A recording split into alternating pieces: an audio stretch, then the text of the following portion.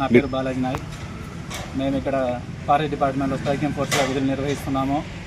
మాకు 2022లో government GO ఇవ్వడం జరిగింది. దాని ప్రకారం మా విధులు మేము నిర్వహిస్తున్నాము.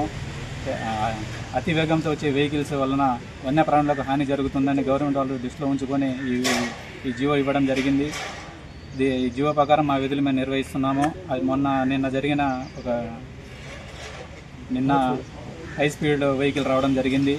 దానికి మేము మాట్లాడి ఫైన్ వేస్తుండగా కొంతమంది వ్యక్తులు వచ్చి మిమ్మల్ని ఎవరు కట్టించమన్నారు అని చెప్పి రాసుగా మాట్లాడడం జరిగింది.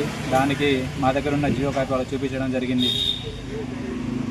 ఆ ఫైన్ కట్టించకుండా వదిలేయండి అని చెప్పి వాళ్ళు చెప్పడం జరిగింది. మేము వెంబటే మా పై అధికారులకు ఇన్ఫామ్ చేయడం జరిగింది.